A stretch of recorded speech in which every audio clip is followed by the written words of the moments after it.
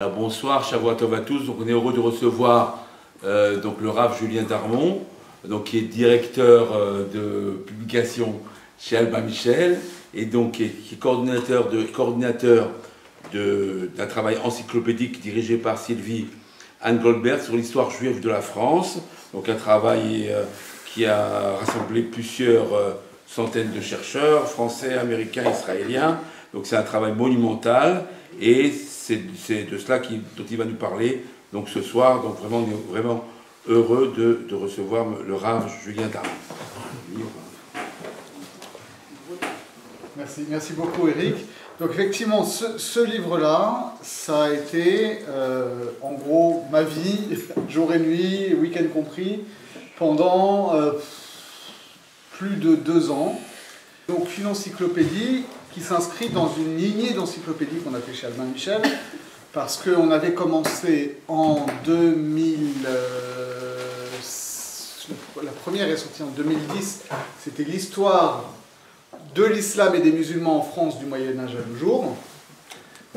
On a continué en 2013 sur une encyclopédie qui s'appelait « Histoire des relations entre juifs et musulmans, des origines à nos jours ».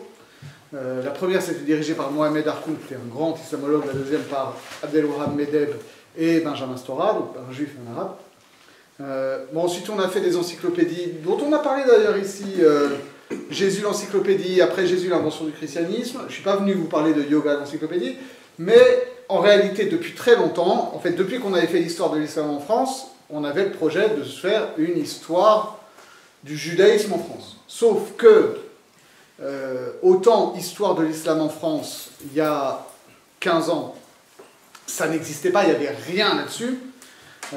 Donc il y avait déjà le fait de dire, ben voilà, l'histoire de l'islam en France, c'est pas un truc qui commence dans les années 60-70, c'est quelque chose qui commence depuis le Moyen-Âge et il y a une continuité, c'était un chidouche. Histoire des Juifs en France, il y a eu plein de livres là-dessus. Alors, on savait déjà qu'il y avait des trous dans cette histoire-là. Le premier objectif de faire une histoire des Juifs en France, c'était déjà de combler ces trous, parce que typiquement, vous prenez les histoires des Juifs en France classiques, vous avez, allez, je suis gentil, 50 pages sur le Moyen-Âge. Ensuite, il ne se passe rien entre le Moyen-Âge et l'émancipation lors de la Révolution française, et ensuite on vous fait l'émancipation, en gros l'affaire Dreyfus, la Shoah, et on s'arrête là. Donc déjà nous on voulait avoir un regard qui montre la continuité, c'est-à-dire quand on nous dit non mais il ne se passe rien pour les Juifs en France entre le 15e et le 18e siècle. Est-ce que c'est vrai? Mais alors si c'est vrai, les Juifs qui sont émancipés à la Révolution française, ils étaient où s'il n'y a pas de Juifs en France? Donc c'est bien qu'il y avait des Juifs en France, et d'où ils sortent ces Juifs, etc. Et on voulait montrer aussi que l'histoire des Juifs en France, elle ne s'arrête pas à la Shoah, elle continue jusqu'à aujourd'hui. Et nous, on est les héritiers de cette histoire longue. Et le deuxième aspect sur lequel on voulait beaucoup insister, c'était de montrer que cette histoire des Juifs de France, c'est pas l'histoire d'une minorité ethnique ou religieuse qui serait en réalité en dehors de l'histoire générale. Et parce que c'est souvent ce qui se fait, c'est-à-dire il y a d'un côté l'histoire de France, avec un grand H, et avec, je ne sais pas moi, Charlemagne, Philippe Auguste, Saint-Louis, François Ier, Henri IV, etc., et toute la série des rois, et puis ensuite on enchaîne première, deuxième, troisième, quatrième, cinquième République. Donc l'histoire de l'État et l'histoire des Français en général. Et puis, en dehors de ça, comme si c'était un kyste au milieu de ça, vous avez une histoire des Juifs de France, mais qui n'aurait aucun rapport avec l'histoire de France. Okay. Et d'ailleurs, c'était aussi c'était pas qu'une préoccupation intellectuelle qu'on avait, c'était une préoccupation citoyenne, parce qu'on voit bien aujourd'hui comment est-ce qu'on parle des Juifs dans les cours d'histoire à l'école en France. Je veux dire, c'est très simple. On en parle, on va parler de l'antisémitisme et on va parler de la Shoah. Okay, c'est tout. On va vous faire l'affaire Dreyfus, avec le célèbre dessin de Carandache, ils en ont parlé, où les Français se mettent sur la figure, et on vous fait l'histoire de la Shoah, où les Juifs y sont victimes, etc. Ce qui fait que, pour les Français aujourd'hui, malheureusement, quand on leur dit juif, ils pensent victime. Ils pensent, voilà, les persécutions, l'antisémitisme, la Shoah, machin, etc. Et ils ne connaissent que ça du judaïsme. Donc on voulait montrer que, en réalité, les juifs en France ne sont pas seulement des objets d'une histoire qu'ils subissent, mais que, et qui serait une histoire qui ne les concerne pas fondamentalement, et que par ailleurs, ils n'auraient pas du tout de répercussions sur l'histoire en général. On voulait montrer, d'une part, que ces juifs qui sont en France, ce sont aussi, parfois au moins, des acteurs de l'histoire de France. Et on voulait montrer que si on n'a pas cette part juive de l'histoire de France, il nous manque une clé pour comprendre l'histoire de France en général. On ne va pas aller jusqu'à dire que l'histoire des Juifs en France, c'est la clé de l'histoire de France, mais c'est une clé qui permet de comprendre des choses. Et donc, par exemple, quand on va parler du Moyen-Âge, on connaît l'histoire de Saint-Louis et les Juifs. Pour le dire rapidement, alors non, les Français ne sont pas au courant. Les Français, parce que quand on va leur parler du Moyen-Âge, autant quand on leur fait de l'histoire contemporaine, on leur fait un peu d'histoire critique, c'est-à-dire on leur explique en quoi est-ce que les actions de Vichy ou même de De Gaulle ou de Giscard peuvent être soumis à une critique parce que c'était du totalitarisme, parce qu'il y a eu des problèmes de colonisation, etc. Autant quand on leur fait l'histoire du Moyen-Âge, on est encore très souvent dans du récit national, et Saint-Louis, le bon roi, le roi pieux, la justice, etc. De notre côté, nous, juifs, on connaît une autre histoire de Saint-Louis, c'est-à-dire on connaît l'histoire que Saint-Louis a notamment lancé le procès du Talmud en 1240, qui a mené au brûlement du Talmud en 1242.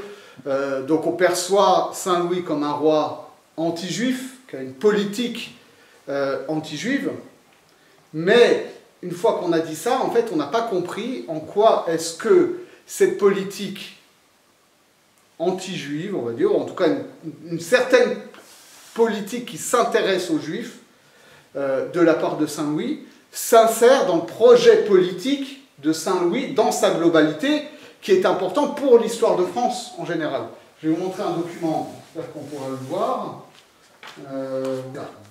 Vous voyez, c'est en milieu. Alors, c'est un livre, comme disait Eric, 156 contributeurs, donc des années de travail, et aussi il y a à peu près 450 illustrations sur les 1088 pages. Donc c'est vraiment un ouvrage très richement illustré, parce qu'on voulait aussi montrer qu'il y avait une histoire visuelle et artistique des Juifs, contrairement à l'idée reçue comme quoi il n'y a pas d'art juif, ou il n'y a pas d'histoire visuelle du judaïsme. Et donc, notamment ici, vous voyez une très très belle enluminure qui est dans les Grandes Chroniques de France. Alors les Grandes Chroniques de France, c'est un ouvrage, il existe plusieurs manuscrits, c'était précisément une commande de Saint-Louis qui visait à écrire une histoire de France qui mène jusqu'à lui. Le règne de Saint-Louis dans les Grandes Chroniques de France, c'est la culmination d'une histoire royale, et là, c'est, pour ainsi dire, la dernière enluminure des Grandes Chroniques de France, où vous avez en bas le départ du roi pour la croisade et la mort du roi. C'est quand même des événements importants dans la politique royale. Et ces deux événements, ils sont dominés par quoi? Par cette illustration qui représente, je ne sais pas si vous voyez, vous avez le roi qui est ici, et là, vous avez une espèce de grand calice, et dedans, il y a un bonhomme tout nu. En fait, c'est quoi? C'est le baptême d'un juif adulte, dont le roi est le parrain. Ça veut dire que vraiment dans l'idéologie de Saint-Louis, cette idée de convertir les juifs, c'est pas une note de bas de page, c'est un truc qui est central. Parce que précisément, l'idée de Saint-Louis, c'est comme son nom l'indique, c'est d'être pas comme son grand-père Philippe Auguste, un roi qui est préoccupé de pouvoir et d'argent, mais un roi qui s'imagine qu'il a une mission chrétienne, pieuse. Et donc, ça permet de comprendre que la politique de Saint-Louis, vis-à-vis des Juifs, elle est différente de celle de Philippe Auguste, son grand-père, et de Philippe le Bel, son petit-fils, parce que Philippe Auguste, comme Philippe le Bel, vont expulser les Juifs, en 1182 et en 1306. Pourquoi est-ce que Philippe Auguste et Philippe le Bel expulsent les Juifs? En réalité, c'est pour des questions purement pécuniaires. C'est-à-dire que d'abord, on arrive et on pille les biens des Juifs, on s'accapare les biens des Juifs et on les chasse. Et après, quand ils veulent revenir, on leur dit « Ah, vous voulez revenir, il faut payer. Okay » Et donc, Philippe Auguste en particulier, il fait ça, parce que la mission de Philippe Auguste, qu'il s'est donnée, c'est de renforcer le pouvoir royal sur les grandes seigneuries locales, d'étendre le pouvoir royal. Pour ça, il faut faire la guerre, pour ça, il faut de l'argent. Et donc, à qui on va prendre l'argent? À des gens qui n'ont pas de défenseurs, justement, parmi les grands seigneurs, donc on les prend en juifs. Donc on prend l'argent des juifs, on finance les guerres, et puis tout le monde est content. Saint-Louis, lui, précisément, ne fait pas ça. Parce que lui, il considère que l'argent des juifs, étant donné qu'ils l'ont acquis par la pratique du crédit, et que lui considère que c'est de l'argent sale, donc il ne veut pas prendre l'argent des juifs. Par contre, il veut convertir les juifs. Donc ça, une fois qu'on sort simplement du jugement moral, de dire « Ah, Saint-Louis c'était un roi formidable » ou au contraire « Saint-Louis c'était un salaud antisémite », de dire « Non, en réalité, réfléchir à la différence de la politique du pouvoir vis-à-vis des Juifs, ça permet de comprendre plus largement la construction du pouvoir en France », ça c'était un aspect qu'on voulait montrer. Et plus largement, en fait, c'est ce qu'on a fait dans toute l'encyclopédie, par exemple sur la Shoah. Okay. On est obligé de parler de la Shoah, d'accord, mais moi j'avais dit de manière un peu provocatrice, je veux qu'on en parle le moins possible. Je veux qu'on en parle le moins possible, tout simplement parce que nous, ce qui nous intéresse, c'est de raconter des choses nouvelles, des livres sur Vichy et la Shoah, il y en a des dizaines qui sortent par mois, les libraires ne savent plus où les mettre, donc c'est pas la peine d'en faire des tonnes. En réalité, on a été obligé quand même, c'est quand même le plus gros chapitre, parce qu'il fait 91 pages, parce qu'on ne pouvait décemment pas ne pas parler de la rafle du Veldiv, ne pas parler des spoliations, ne pas parler des lois anti... Et à partir du moment où on en parle, il faut qu'on soit quand même un petit peu précis, parce qu'on ne peut pas rester dans le flou sur des sujets comme ça. Donc j'ai donné des chiffres, etc. Mais, par exemple, on n'est pas en train de faire une histoire de la Seconde Guerre mondiale en général. Ce qui fait qu'il y a un chapitre sur la résistance, mais ce n'est pas un chapitre sur la résistance en général. Je ne sais même pas s'il y a le nom de Jean Moulin dans le livre. Okay, en réalité, on va prendre un focus en se disant, voilà, quelle a été la part des Juifs dans la résistance? Et là, ça permet de changer complètement la focale, parce qu'on se rend compte que même pendant l'occupation et sous Vichy, etc., les Juifs n'ont pas été passifs. Ce pas des gens qui ont attendu que les Français de souche en chevalier blanc viennent les sauver. C'est des gens qui ont participé à la résistance, et notamment quand on va parler du sauvetage des enfants juifs, on nous dit toujours, oui, ces braves paysans français qui ont caché des enfants juifs dans leur grange, etc. C'est des justes, c'est vrai. Mais il faut bien comprendre que par définition, le paysan français en Ardèche, les enfants juifs, il n'est pas allé les chercher à Paris. Il y a des gens qui sont venus mettre ces enfants juifs là-bas. Or, qui est allé cacher les enfants juifs chez les paysans français? C'est des organisations juives. C'est des organisations qui existent encore aujourd'hui. Ça a été le consistoire, ça a été les EI, ça a été l'OSE, ça a été toutes ces organisations-là qui, dès le début de la guerre, se sont dit il faut mettre les enfants à l'abri, les ont mis d'abord dans des maisons de vacances, parce qu'ils organisaient des colos, donc ils avaient des bâtiments comme ça dans le sud de la France, ils ont d'abord placé là-bas, et quand ensuite ils se sont rendus compte que c'était trop dangereux d'avoir tous les enfants au même endroit, alors ils ont décidé de les dispatcher dans des familles. Donc, les paysans français ont sauvé des enfants juifs, c'est vrai, mais ces enfants-là, ils ont été placés par des organisations juives. Ce n'est pas les enfants juifs qui ont attendu comme ça, gentiment, que les paysans français viennent les chercher.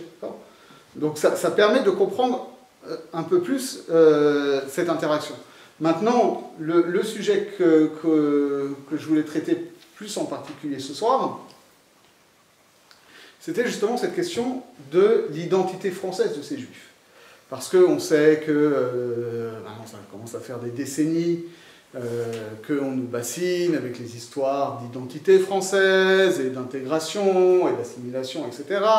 Et que on nous sert aussi un discours qu'en gros, voilà, les juifs c'est un modèle de bonne intégration, alors qu'il y en a d'autres qu'on n'ose même pas nommer, mais tout le monde a compris de qui on parlait, qui sont mal intégrés. Et de l'autre côté, on sait très bien que dans nos communautés aussi, assumer une identité française, c'est peut-être moins évident qu'il y a quelques décennies. Donc c'est intéressant de situer ça dans la grande continuité, dans la très longue durée. Alors on va essayer de remonter le temps comme ça. De fait, nous, notre encyclopédie, elle s'arrête en l'an 2000, parce qu'on ne voulait pas traiter la période contemporaine, parce qu'on fait un livre d'histoire, tout simplement, et aller donner une interprétation historienne de ce qui a pu se passer en France en 2002, en 2006, en 2012, en 2015, ou en 2023. Okay, je n'ai pas besoin de vous expliciter qu'est-ce que ces dates représentent symboliquement. En réalité, c'est très difficile. C'est-à-dire que nous, on le vit, mais dans 70 ans, qu'est-ce qu'on aura comme regard sur le sens historique que pouvaient avoir les répercussions de la deuxième intifada, du meurtre de Ilan Halimi, des attentats de Ozar Hatorah, de Hyper Cacher, etc. C'est très difficile. Nous, le livre, il est sorti, la date de sortie, c'était le 11 octobre 2023. S'il avait fallu... Où est-ce qu'on se serait arrêté? On se serait arrêté, on aurait écrit, bon, bah, finalement, il y a eu des moments très difficiles en 2012 et 2015, mais aujourd'hui, ça va plutôt mieux. Voilà, un événement arrive et ça change complètement le sens de ce qu'on peut faire. Donc on s'est privé, c'est pas qu'on n'en parle pas.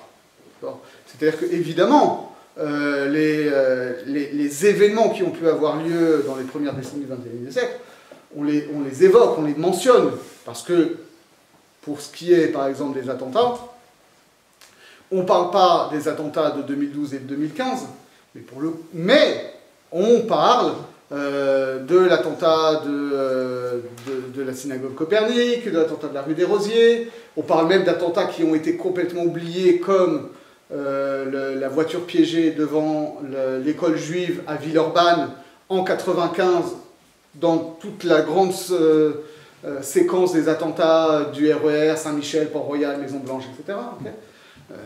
Et donc on dit voilà, qu'on peut repérer une continuité, une évolution entre, on va dire, les attentats strictement antisionistes, même s'ils pouvaient être très violents des années 70, avec un glissement vers des attentats plus explicitement antisémites et ensuite islamistes qui ont mené à ce...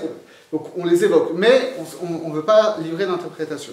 Donc si maintenant je remonte, voilà, depuis les années 80-90 jusque dans les années 60-70, il est clair que dans les années 60-70, même s'il y avait déjà, et surtout à partir de 67, la question de l'État d'Israël et du sens religieux de l'État d'Israël, et en quoi est-ce que être juif, c'est quelque part se sentir citoyen israélien, et donc pas forcément exclusivement citoyen français existait, en réalité il y avait quand même beaucoup plus de positionnement politique à l'époque. C'est-à-dire qu'il y avait, dans les années 60-70, il y a aussi des juifs qui ne se sentent pas particulièrement sionistes et qui vont s'identifier à d'autres mouvements politiques notamment.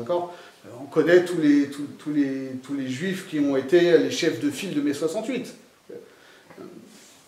Si je remonte encore avant, pendant l'occupation, comme j'ai dit, il y a des juifs, d'ailleurs qui ne sont pas forcément français, parce que c'est beaucoup de juifs qui sont venus de l'étranger, des juifs qui sont venus de Pologne, de Hongrie, de Russie, de Roumanie, dans l'entre-deux-guerres, et qui, même s'ils ne sont pas forcément citoyens français, ou même s'ils ont acquis la citoyenneté française qu'on leur a retirée, se sentent français à leur manière, au sens où c'est des gens qui adhèrent à la France comme idéal. Et en réalité, ça va être le grand marqueur, si on remonte beaucoup plus loin, à partir de la Révolution française, à partir de l'émancipation des Juifs en France, pour l'imaginaire juif, que ce soit au Maghreb, que ce soit en Orient, que ce soit en Europe orientale, et même en Allemagne, etc., la France, ça représente quelque chose de spécifique dans l'imaginaire juif. La France, c'est ce pays qui a donné la citoyenneté à ces juifs sans condition. C'est le grand débat qu'il y a avant la Révolution, de savoir, justement par rapport à ces histoires d'intégration, est-ce qu'on va intégrer, est-ce qu'on va accorder la citoyenneté aux juifs qui sont déjà intégrés à la société française, il faut voir ce que ça veut dire d'ailleurs, c'est toute la question, et donc ça suppose par exemple d'intégrer les juifs du sud-ouest, Bordeaux, Bayonne, etc., qui sont considérés comme bien intégrés, mais pas forcément les juifs d'Alsace qui sont considérés comme mal intégrés. Ou alors est-ce qu'on dit non, mais par principe, la révolution, c'est une révolution qui est basée sur des idéaux, et la règle de la raison veut que tous les hommes soient libres et égaux en droit, et que s'il y a des juifs qui sont mal intégrés, c'est précisément parce qu'on ne leur a pas donné accès à la citoyenneté. Donc il faut tous les émanciper. Ça, c'est un processus qui est décrété à la Révolution française par la Constituante. D'ailleurs, il y a un discours de Robespierre qui est incroyable là-dessus, qui va mettre quelques décennies à rentrer dans les mœurs, mais en réalité, dès les années 1830, c'est complètement acquis. Et ensuite, ça va faire, on va dire, un appel d'air, c'est-à-dire que vraiment, malgré l'affaire Dreyfus d'ailleurs, d'accord ? Parce que l'affaire Dreyfus, qui est à la fin du 19e siècle, nous, on nous présente toujours ça comme un événement d'un antisémitisme violent qui prouve que la France, pétrie d'idéal, aussi pétrie d'idéal qu'elle soit, reste profondément antisémite. Ça, c'est un discours qu'on entend souvent. D'ailleurs, c'est comme ça que Herzl l'a perçu.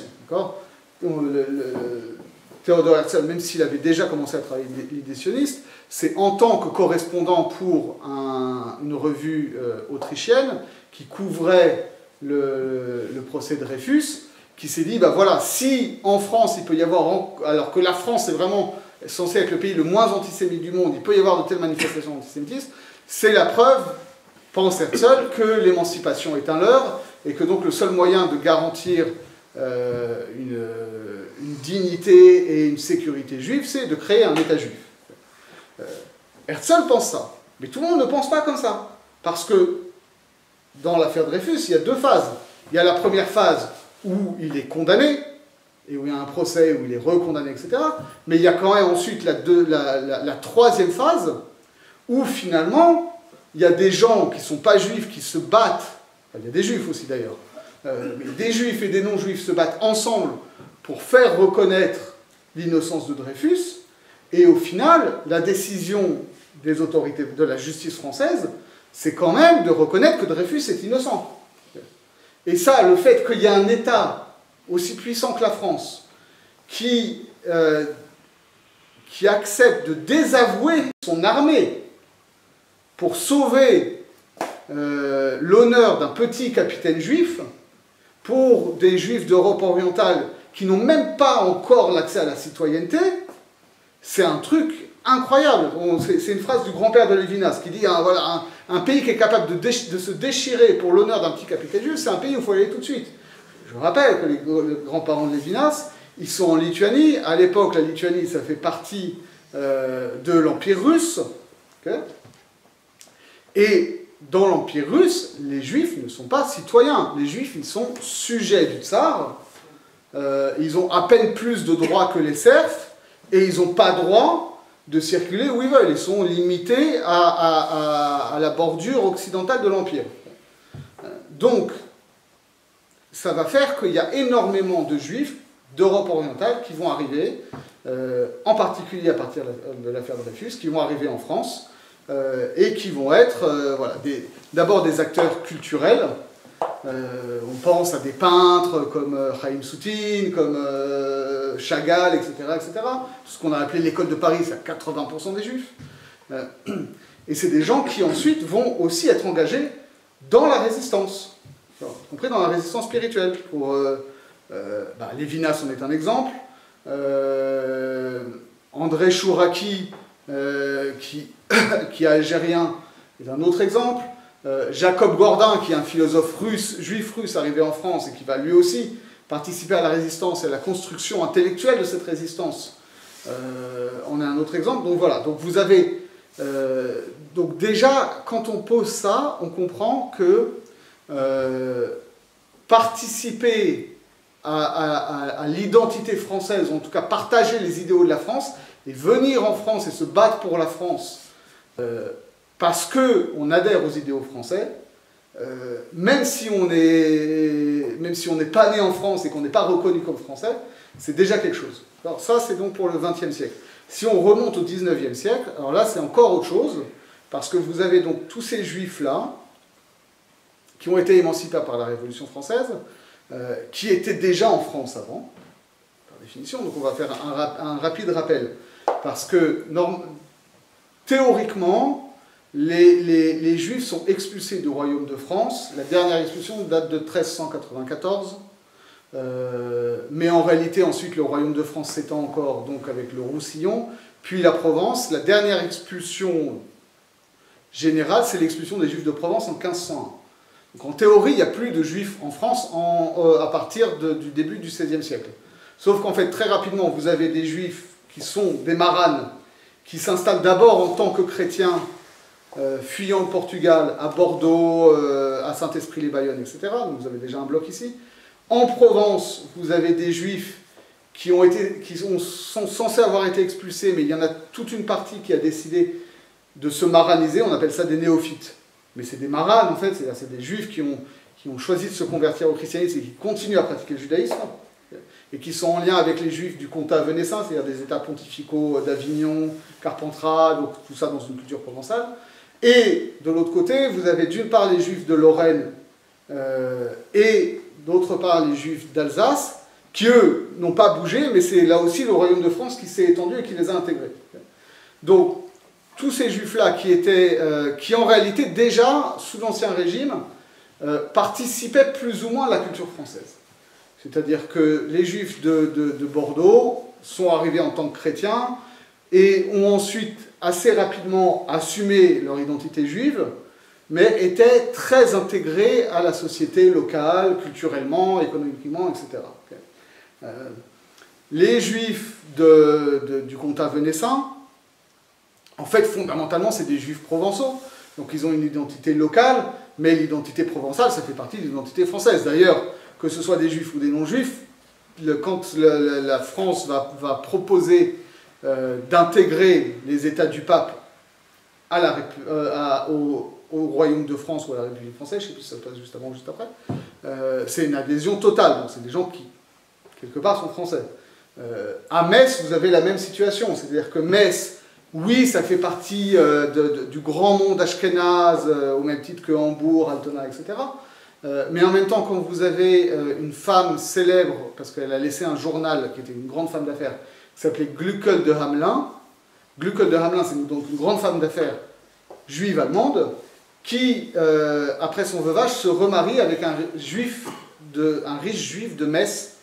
Et elle raconte dans son journal que quand elle arrive à Metz, elle se sent toute honteuse parce qu'elle est accueillie par des grands bourgeois juifs qui parlent tous très bien français.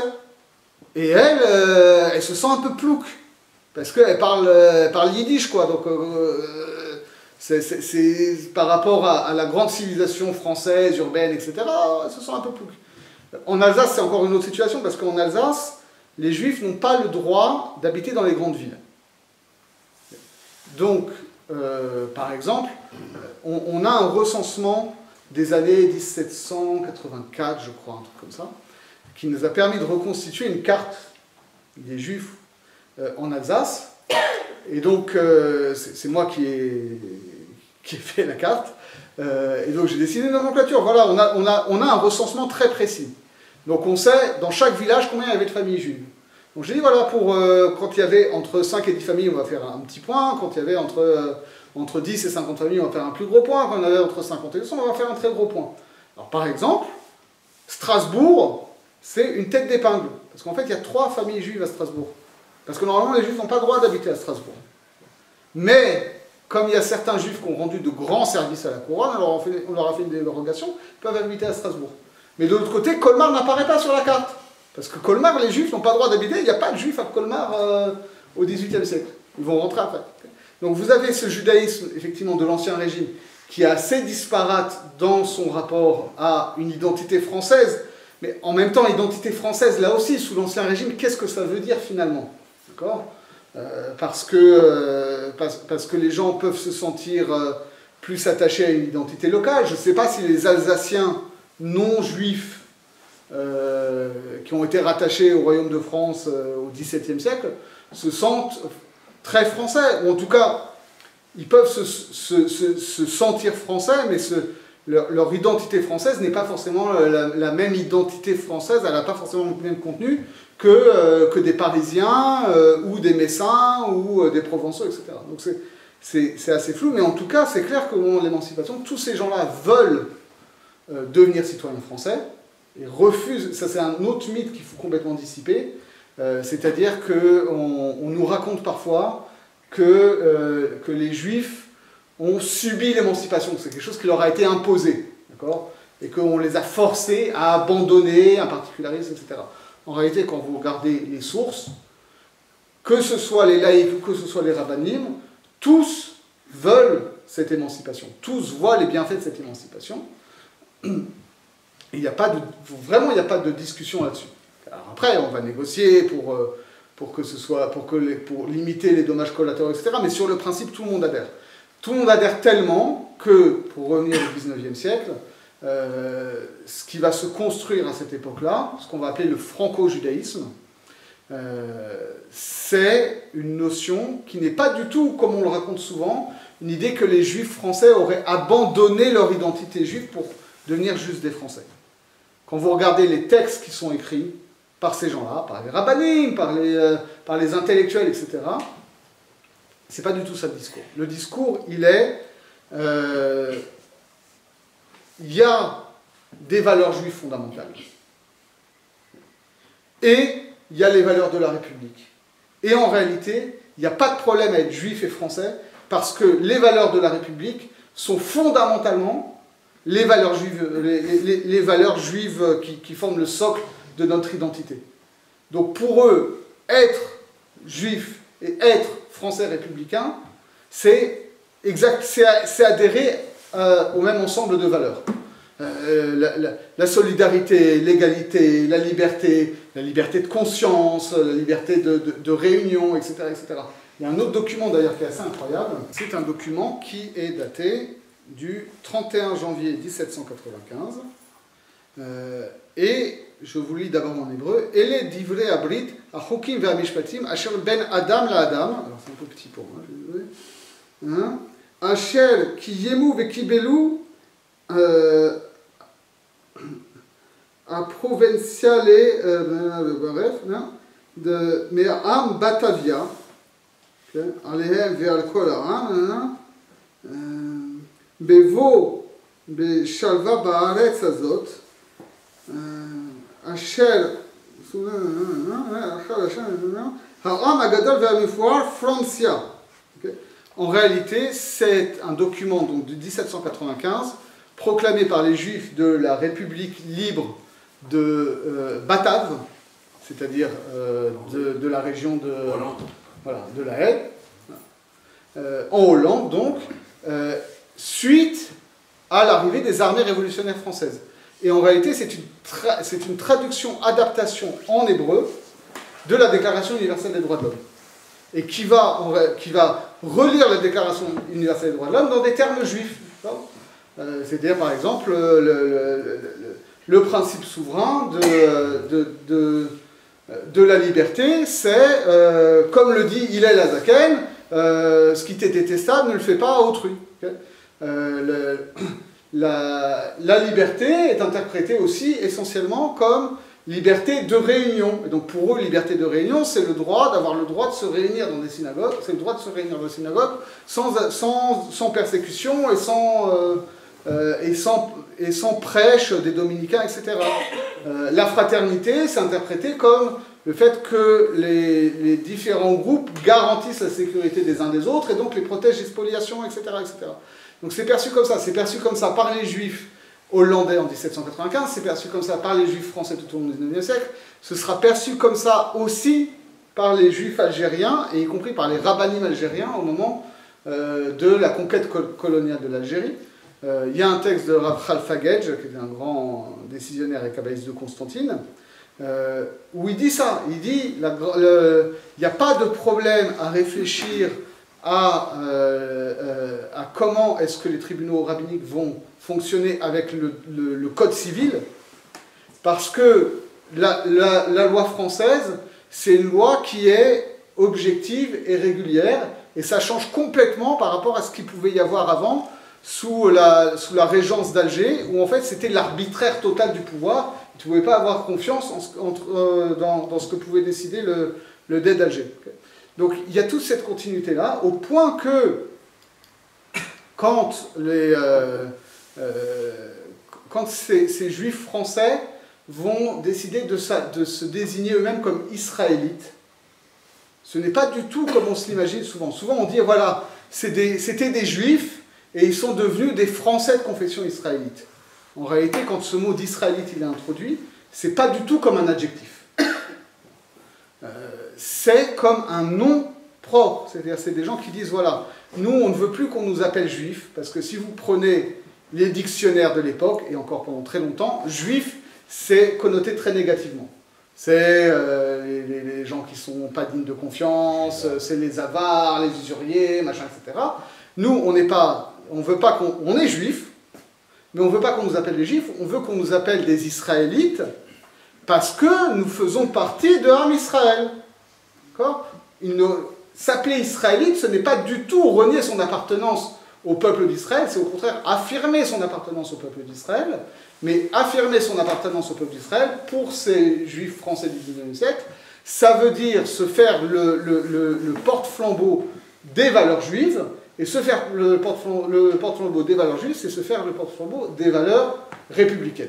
Et c'est pour ça que les juifs vont être très actifs au XIXe siècle et dans la diffusion des idéaux républicains dans l'ensemble du monde, en tout cas dans l'ensemble du monde méditerranéen, avec les écoles de l'Alliance israélite universelle, qu'ils vont être très actifs dans la diplomatie pour aller défendre en particulier les juifs persécutés en Iran, à Damas, etc. etc.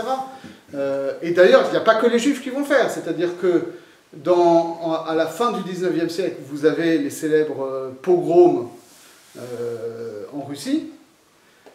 Est-ce que vous savez qui est le président du comité d'aide aux Israélites de Russie à la suite des pogroms? Quelqu'un qui est très connu, qui s'appelle M. Victor Hugo. Donc vous avez vraiment ces choses-là. Maintenant, si on remonte encore en arrière, donc en réalité on peut dire que les Juifs de France se sentent pleinement français, au moins depuis le XIXe siècle, mais en réalité c'est parce que aussi être français a changé de sens à ce moment-là. C'est-à-dire que sous l'Ancien Régime, être français, ça veut dire quoi? Déjà, ça veut dire faire partie d'un territoire que les gens ne maîtrisent pas. Ça ne veut pas forcément dire qu'on parle tous la même langue. C'est assez flou en fait, d'accord? Ça va être défini souvent par écart parce qu'on est français, parce qu'on n'est pas allemand, ou parce qu'on est des sujets du roi de France, ou et être sujet du roi de France c'est souvent compris de manière exclusive comme être chrétien. Donc, d'un côté, il y a les juifs, il y a les chrétiens français qui vont dire, bah non, mais les juifs ne peuvent pas être français puisqu'ils ne sont pas chrétiens. Mais de l'autre côté, vous avez des juifs très actifs qui, eux, contestent ça. Ils disent, bah non, on est des sujets du roi de France au même titre que les autres Français, donc on doit avoir les mêmes droits que les autres Français. Maintenant, si on remonte, parce que l'heure passe déjà, et c'était le sujet à la base, si on remonte au Moyen-Âge, la question est encore plus compliquée. Parce que, au Moyen-Âge, qu'est-ce que ça veut dire être français? C'est pas clair du tout. Est-ce que ça veut... Parce que donc, au Moyen-Âge, en tout cas jusqu'à Philippe Auguste, déjà, vous avez d'une part le royaume de France, mais au sein du royaume de France, le roi ne gouverne directement qu'un petit territoire autour de Paris. Et ensuite, la limite occidentale, à un moment, c'est Mantes-la-Jolie. Dès que vous passez Mantes-la-Jolie, vous n'êtes plus sous la juridiction du roi de France directement. Les Visigoths, bon, les Visigoths, c'est en Espagne. Toulouse, oui, mais là, si tu remontes à Toulouse, tu remontes à l'époque mérovingienne, mais même après, tu vois, même au XIIe siècle, etc., vous avez des juifs qui sont sujets du comte de Champagne, ou du comte de Blois, ou du duc de Normandie, ou du roi de Provence, etc., etc. Donc, mais en même temps, oui, il y a quand même quelque chose d'une identité commune. Et c'est ça qui est intéressant de creuser, parce qu'il n'y a pas d'unité politique. Finalement, les gens ne parlent pas forcément tous la même langue, mais il y a quand même des repères communs. Et ces repères communs, en réalité, c'est les repères du quotidien. Et c'est les repères culturels. Et ça, de fait, on voit que les juifs qui sont en France, et j'ai envie de mettre un S à France, parce qu'il y a au moins deux espaces, c'est-à-dire il y a la France du Nord et la France du Sud, c'est-à-dire aussi bien la Provence que le Languedoc, qui est une autre ère culturelle, on va en parler, mais que ce soit dans l'un ou l'autre espace, on observe les mêmes tendances. C'est-à-dire déjà, on sait très bien que Rachid utilise beaucoup de mots français. Il faut comprendre quelque chose. Pourquoi est-ce que Rachid utilise des mots français? Tout simplement parce qu'il s'adresse à un public qui comprend mieux quand on utilise des mots français que quand on utilise des mots hébreux. D'accord? C'est objectif. De la même manière que quand moi je vais faire cours et j'ai des mots hébreux difficiles, je vais essayer de trouver un équivalent français pour faire comprendre. Mais ça, c'est déjà le cas au XIe siècle. Et Rachid, ce n'est pas une exception. Il y a un autre document qui est incroyable aussi, et ça me permet de vous raconter un peu comment on a travaillé. Il y a, si je ne me trompe pas, un manuscrit hébraïque numéro 242 à la Bibliothèque nationale de France. Alors moi, j'avais deux articles dans l'encyclopédie qui parlaient en passant de ce truc-là. Il y avait un article sur les manuscrits hébraïques français au Moyen-Âge, qui parlait de ce manuscrit, et il y avait un autre article sur la constitution des collections hébraïques de la Bibliothèque royale puis nationale, qui parlait aussi de ce manuscrit. Ce manuscrit, les deux me disaient, c'est un glossaire hébreu-français. Je dis, bon, ok, glossaire hébreu-français, moi de manière très pragmatique pour l'encyclopédie, ça peut être une bonne illustration, donc je vais aller voir ce que c'est. Or, aujourd'hui on vit quand même une époque formidable, c'est-à-dire que si on était, il y a encore 20 ans, je vous dirais, voilà, manuscrit hébreu 242, il est à la BNF. Vous voulez aller voir qu'est-ce qu'il faut faire? Alors déjà, il faut aller à la BNF, et pour avoir accès au manuscrit, tout le monde ne peut pas avoir accès. Il faut être inscrit soit comme chercheur, soit comme doctorant, et avoir une lettre de votre université qui certifie que vous avez besoin de voir ce manuscrit, et ça va prendre des jours, et machin, et après vous allez descendre dans une salle, et on va vous montrer le manuscrit pendant 1 heure, et avec des gants, machin, c'est une galère. Quand j'ai fait mes études, c'était comme ça. Aujourd'hui, vous allez sur manuscrit.bnf.fr, vous mettez catégorie manuscrit hébraïque, code 242, vous avez le PDF du manuscrit scanné. C'est un truc de fou, on n'imagine pas ce que ça a changé dans la... Et surtout, quand je vois ça, moi, glossaire hébreu-français, on me dit ça, je me dis, bon, ok, ça doit être une feuille, une liste de courses, quoi, ok, laitue, hassa, un glossaire d'une page. Mais c'est pas du tout ça. C'est un manuscrit qui fait plusieurs dizaines de pages, qui couvre tout le Tanakh, et qui, pour chaque mot difficile du Tanakh, donne le mot en hébreu, le mot biblique, la traduction en français écrit en caractère hébraïque avec les voyelles, donc on sait très précisément comment ça se prononçait, et qui donne ensuite une explication en hébreu de pourquoi est-ce que ce mot se traduit comme ça. Sur tout le Tanakh. Donc c'est un trésor incroyable. En plus, on sait exactement quand est-ce qu'il a été copié, ce manuscrit. C'est en 1241 à Paris. C'est-à-dire en plein pendant le procès et le brûlement du Talmud, il y a des rabbinim qui s'occupent de créer des outils de compréhension de la Bible hébraïque à partir du français. Donc ça veut dire que c'est une culture française qui est quand même bien ancrée. C'est pas juste Rachi qui était 200 ans avant, c'est quelque chose qui se continue. D'autres exemples. On a pour le milieu du XIIIe siècle 2 grandes sources documentaires sur les Juifs à Paris.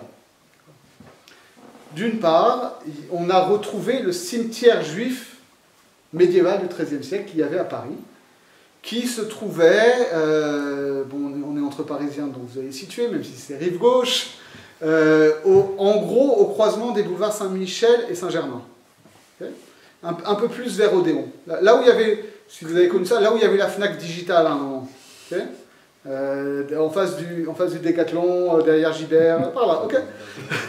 Et ben, il y a eu un truc formidable qu'on a fait en France à partir des années 80 et surtout 90, qui a été ce qu'on appelait l'archéologie préventive. C'est-à-dire qu'avant, quand vous faisiez des travaux, vous passiez tout au bulldozer et vous construisiez. À partir des années 80, on s'est dit, attends, il y a peut-être des trucs en dessous. Avant de tout raser, on va missionner des archéologues qui vont faire des fouilles pour vérifier qu'il n'y a pas des choses archéologiques importantes là-dessous. Et donc c'est comme ça que quand ils ont fait des travaux à cet endroit-là, avant de tout raser, ils ont fait une étude archéologique et ils ont retrouvé les pierres tombales du cimetière juif de Paris. Parce qu'en fait, le quartier juif, à cette époque-là, il était dans la partie basse du boulevard Saint-Michel et vers la rue de la Harpe, rue de la Huchette, etc. C'était là qu'était le quartier juif. Et le cimetière, il était juste à l'extérieur, d'accord? Et donc, ces pierres tombales-là, on les a retrouvées, on les a restaurées. Maintenant, elles sont dans le hall d'entrée du musée d'art et d'histoire du judaïsme. Et, plus encore, on a pris les pierres tombales, mais on a laissé les tombes sur place, et on a mis des piliers de béton, et on a fait une dalle en béton au-dessus pour ne pas toucher aux tombes, et on a construit par-dessus le cimetière. Ça, vraiment, avec un respect total, etc. Ce qui est très intéressant, c'est que sur ces pierres tombales, on a les noms des gens. Donc on sait comment ils s'appellent. Ils s'appellent Moshe, Aaron, Israël, ils ont des noms juifs, ce qui est normal. Mais à la même époque, on a aussi ce qu'on appelle les registres de la taille des juifs. Alors, c'est pas leur taille, hein. La taille, c'est un impôt. Okay, si vous vous rappelez vos cours d'histoire de primaire, la taille, le sens, la gabelle, etc. Okay, la taille, c'est un impôt individuel.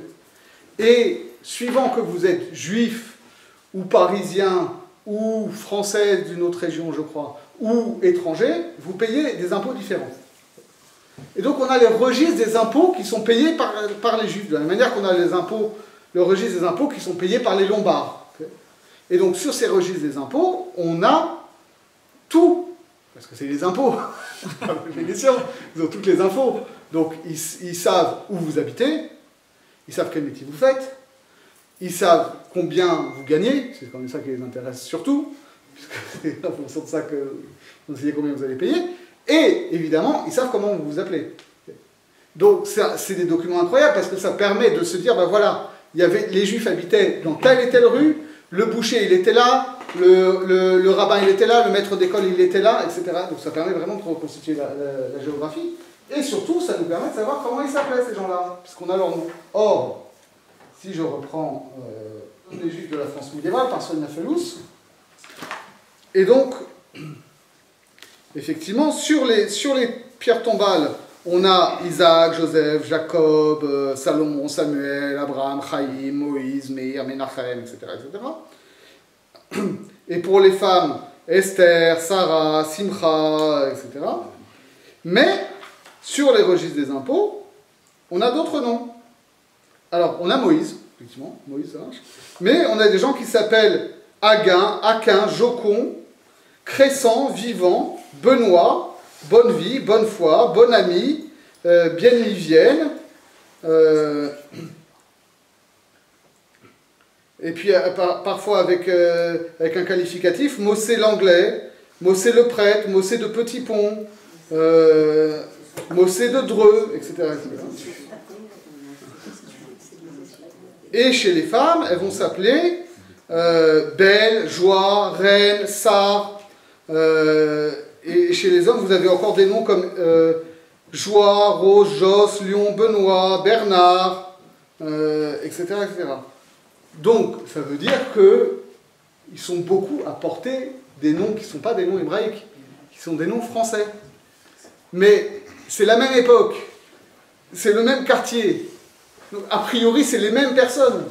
Donc ça veut dire que vous avez, en réalité, comme aujourd'hui, des Juifs qui vivent à Paris, qui ont un nom français, au moins pour l'administration fiscale, et un nom hébraïque, au moins pour le cimetière et la synagogue. Donc ils ont cette double identité. On a aussi un autre exemple, qui est la façon dont les manuscrits sont illustrés.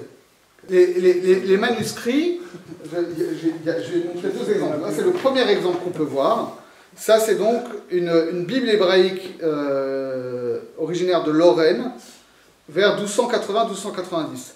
Et pour illustrer le combat entre David et Avshalom, je crois, non, David et Adoniaou, ils sont dessinés donc en micrographie hébraïque, c'est-à-dire on fait des dessins en mettant des phrases hébraïques qui sont souvent la massorette. Ils sont dessinés comme des chevaliers qui font la joute avec des lances et des casques, etc. Parce que, pour les Juifs français, le référent culturel d'un roi et d'un prince qui se battent, c'est ça. Donc il n'y a pas de... Fondamentalement, ils partagent la même culture. Vous avez aussi un manuscrit, alors pour le coup, qui a été, si je ne me trompe pas, calligraphié soit en Savoie ou Dauphiné, soit carrément en Italie du Nord, mais on sait que celui qui l'a calligraphié, c'était un juif expulsé de France, et comme motif de décoration de son manuscrit, il utilise des fleurs de lys. Effectivement, il y a une généalogie juive de la symbolique de la fleur de lys, c'est le Shoshana Taramakim ou Chavatzet Sharon, etc. Mais c'est surtout, c'est ça qui est fou, c'est que la fleur de lys, ça devient un emblème de la royauté française à partir de Philippe Auguste, qui est quand même le premier à avoir expulsé les Juifs. Et ça n'empêche pas les Juifs de revendiquer ce symbole-là, parce que pour eux, c'est un symbole de cette identité française à laquelle finalement ils sont attachés, bien qu'ils aient été expulsés, etc. Eux vont se définir comme ça. Et de fait, c'est une question qu'on a, c'est-à-dire comment est-ce que ces Juifs, qui, donc on l'a compris, même si être français, c'est difficile à définir, on peut quand même dire que les Juifs, aussi bien donc les Juifs de la France du Nord, de Tsarfat, et les Juifs de Provence, dont je n'ai pas parlé, se sentent liés à une identité locale, et dont ils partagent les référents culturels de la population non juive. D'accord ? De la même manière que, là on en parle aussi dans l'encyclopédie, on a des traces de troubadours juifs. Et on sait, ça va tellement loin qu'on sait exactement à quoi ça ressemblait musicalement, parce que dans les manuscrits des troubadours juifs, ils nous disent, voilà, ça doit être chanté sur l'air de telle chanson, et la chanson en question, qui est une chanson de troubadour non juif, on a aussi des manuscrits, et on a les partitions d'époque. Donc on sait exactement à quoi ça ressemblait. Donc il y a cette interaction-là. Et les Juifs de Provence aussi, ils sont très conscients de leur identité locale. C'est-à-dire qu'il y a, pour donner un exemple parmi d'autres, le Meiri, qui est une des grandes figures du judaïsme provençal, lui va voir arriver à son époque des rabbinim espagnols qui fuient les persécutions en Espagne. Et donc, vous imaginez bien, parce que ça a été la même histoire au Maroc, quand les Espagnols débarquent quelque part, ils disent « Nous avons la vérité, nous sommes la noblesse séfarade, et donc les traditions locales sont fautives, et c'est nous qui avons raison. » Et le Meiri rédige tout un livre qui s'appelle Magen Avot pour défendre les usages provençaux contre les usages que les Espagnols vont imposer. Donc il y a vraiment une identité provençale spécifique, et qui est aussi en lien, donc, on l'a dit, avec l'identité provençale en général. Et de fait, ensuite, quand ces Juifs-là, et en particulier les Juifs de la France du Nord, vont être expulsés, ils vont trouver refuge, essentiellement, pour le coup, dans l'Est et dans le Sud-Est. C'est-à-dire qu'un des premiers itinéraires qu'ils vont avoir, c'est de partir dans le Dauphiné.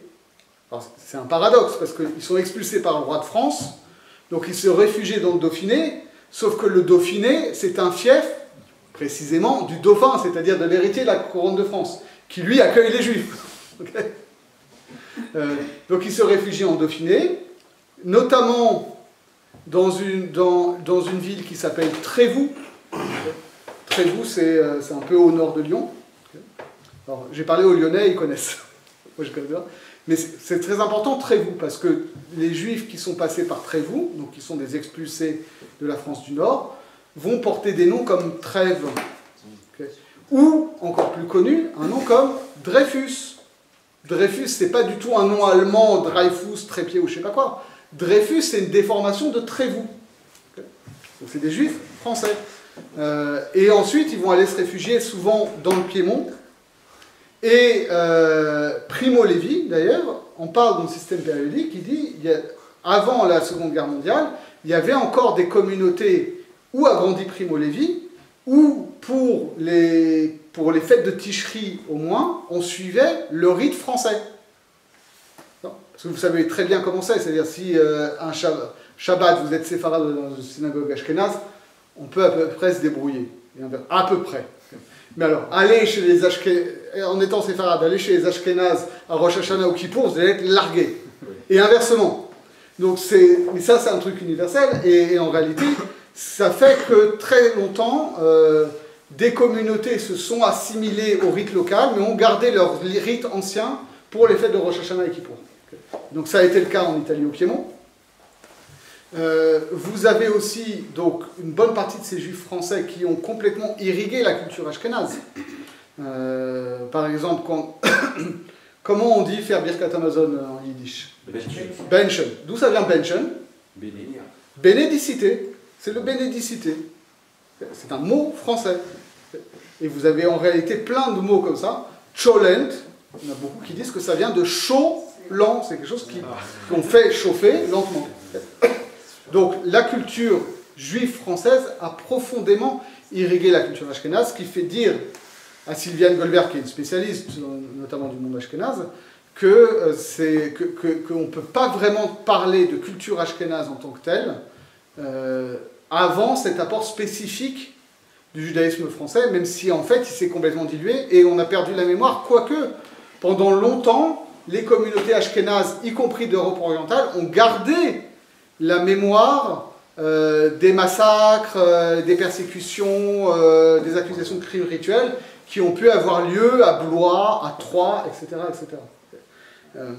Ça me fait penser, il y a un autre exemple très frappant d'intégration à la culture française, avec Rabbeinu Tam. À l'époque de Rabbeinu Tam, j'ai plus la date, je crois que c'est en 1162, il y a en France la première accusation de crime rituel. C'est un truc, ça a commencé en Angleterre quelques décennies avant, et ça arrive donc en France en 162, où on retrouve un enfant chrétien mort au bord de la rivière, Et évidemment, ça ne peut pas être les chrétiens, parce qu'on sait très bien que les chrétiens ne tuent jamais d'enfants, donc c'est forcément la faute des juifs. En plus, comme c'est 3 semaines avant Pessah, donc c'est sûr que c'est les juifs qui l'ont tué pour utiliser le sang de l'enfant chrétien pour la matzah. Okay, accusation qui est désormais classique, enfin qui est même, on l'espère, un peu surannée, mais qui à l'époque était nouvelle. Et quand ça arrive à Blois, il y a une situation politique qui est un peu spéciale, parce que quelques décennies avant, le comté de Blois et le comté de Champagne, c'était un seul comté. Et le comte de Champagne a ensuite divisé son comté en comté de Champagne et comté de Blois. Il a donné à 2 de ses fils.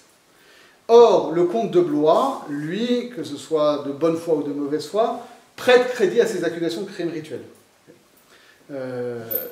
Et donc commence à persécuter les juifs, etc., à faire des procès. Et Rabbeinu Tam, lui, il est en Champagne.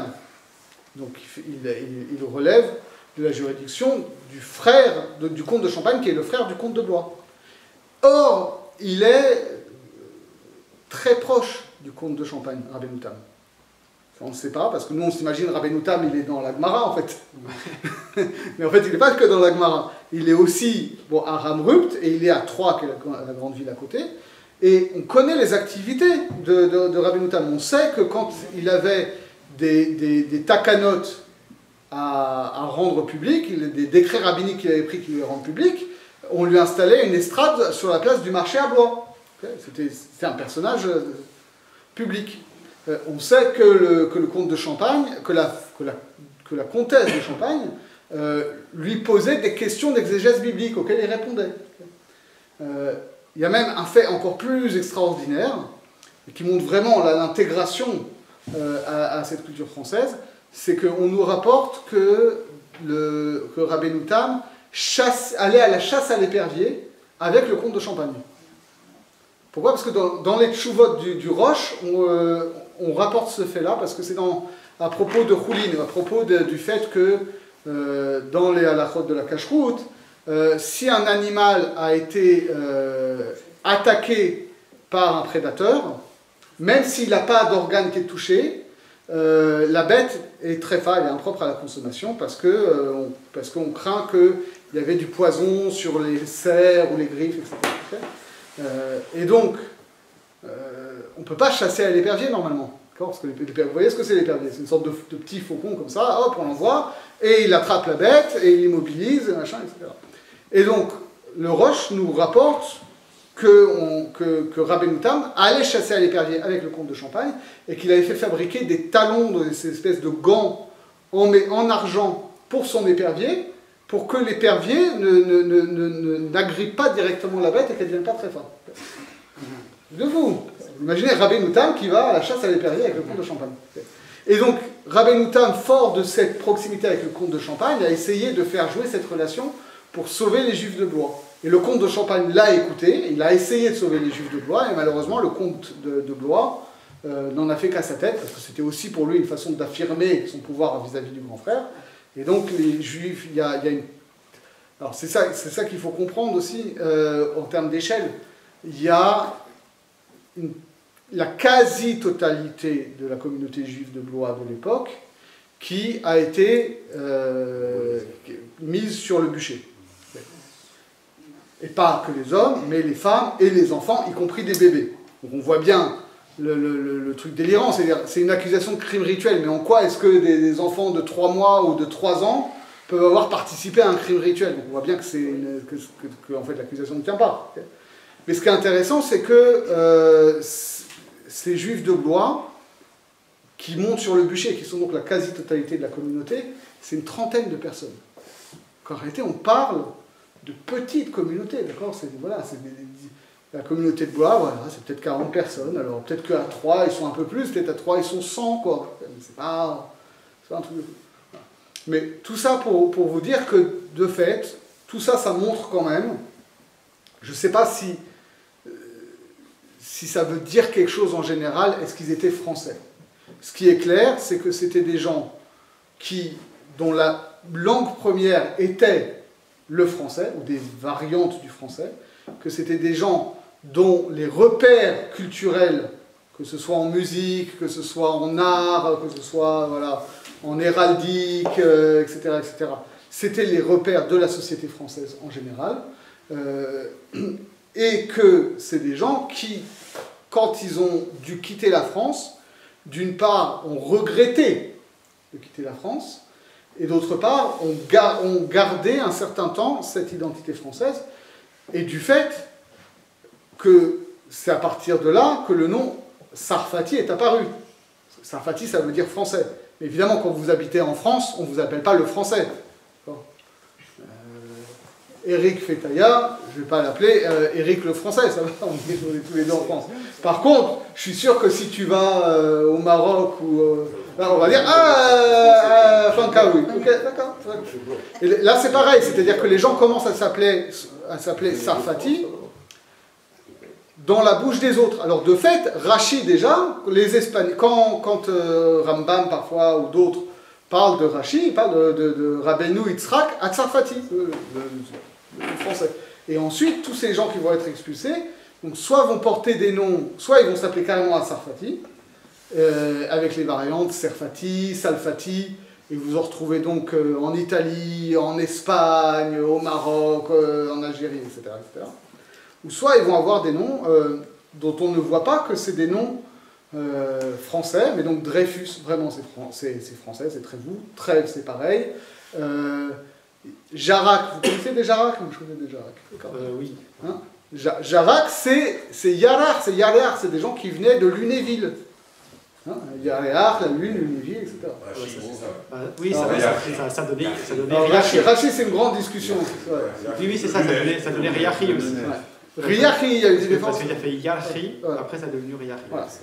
Donc en réalité, voilà, il y a beaucoup de traces. Et pour conclure sur ce panorama, évidemment, au pas de course, voilà, c'est ça qu'on a essayé de montrer avec cette encyclopédie. C'est pas là pour faire une apologie de l'identité juive française en tant que telle, mais c'est pour montrer que cette histoire des Juifs en France, vraiment, c'est une histoire qui n'est pas une histoire récente, que c'est pas quelque chose où il y a eu les Juifs d'un côté et les Français d'autre, et puis qui se sont rencontrés très tard, qu'en réalité l'imbrication elle est très ancienne. Il y a un autre aspect que je n'ai pas parlé, mais que je vous invite à découvrir dans l'encyclopédie, c'est aussi comment la culture française a assimilé des aspects de la culture juive. Alors évidemment la culture biblique, ça va sans dire, mais quand on regarde précisément, on se rend compte que les auteurs au sens large de commentaires bibliques ne se nourrissent pas que du texte biblique. En fait, il y a aussi des choses de la culture rabbinique qui percolent dans la culture biblique de la société française. Je vous donne quelques exemples très rapidement. Sur la façade de certaines cathédrales, il y a des épisodes bibliques qui sont illustrés, avec des détails qui en réalité viennent du Midrash. Par exemple, Noé, qui est figuré comme l'eau qui lui monte jusqu'au mollet. C'est pas marqué dans la Torah, c'est dans le Midrash où on nous dit que Noé, bon, il avait une foi un peu vacillante et il a fallu que l'eau elle monte vraiment jusqu'au mollet pour qu'il se décide à monter dans l'arche. Pareil, dans certaines Bibles illustrées de la famille royale, il y a des illustrations qui montrent que les enlumineurs, peut-être qu'ils n'en avaient pas conscience, mais étaient imprégnés de culture midrashique. Par exemple, quand on représente, je crois que c'est dans une Bible de la famille d'Anjou, où on représente les Bnei Israël qui traversent la mer Rouge en 12 couloirs. Ça, c'est pas dans l'Exode, c'est dans le Midrash.